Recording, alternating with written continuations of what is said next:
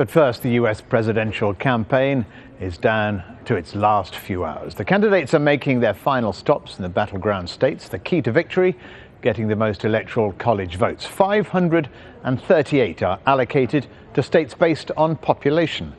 The latest national polls put President Obama and Governor Mitt Romney in a statistical tie.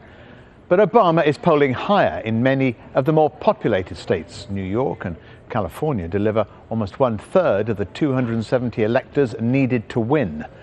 More states are actually leaning towards Romney, but they're smaller. So it all comes down to 8 swing states where most polls give Obama a solid but narrow lead.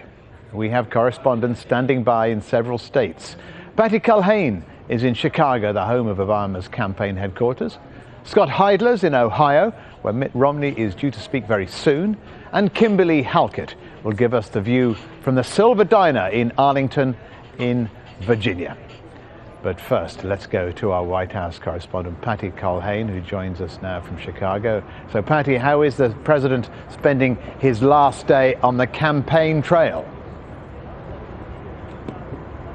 Stephen, he's trying to shore up what's known as his Midwestern firewall. The campaign believes that they win Iowa, Ohio, and Wisconsin, the states that the president is spending time in today, then they win re-election. Now, behind the scenes, because I've been traveling for a good couple of days now with the campaign, they'll tell you they feel pretty confident. They think the electoral math is just easier for them. But I have to say, this is what all campaigns do. They try to build up a sense of momentum, of inevitability about it. But if you look at the polls, and of course we don't know what their internal polling says, but there have been plenty of public polls.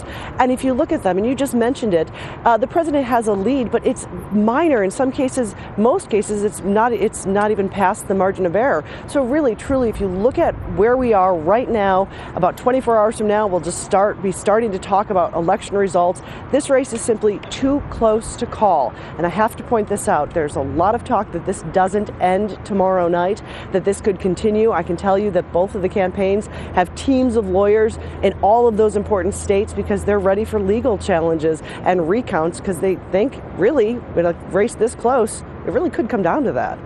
You know where I stand, you know what I believe, you know I tell the truth. That's what Mr. Obama has been telling the crowd. You see the scars on me, the grey hairs on my hair to show I know how to fight for change. Is that message for change? He started off with a message for hope. That seemed to disappear. What about the message for change? Has that been resonating through the states?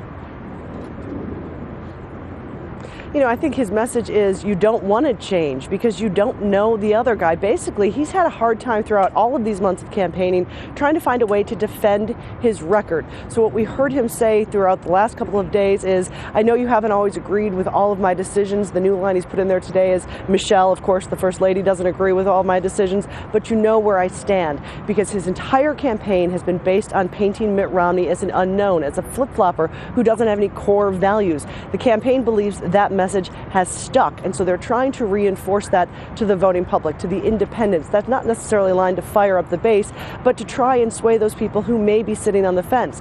I can tell you, I spent some time in Ohio just talking to average Americans who are being inundated by phone calls and knocks on the door, and it was very interesting. A lot of them said the same thing to me.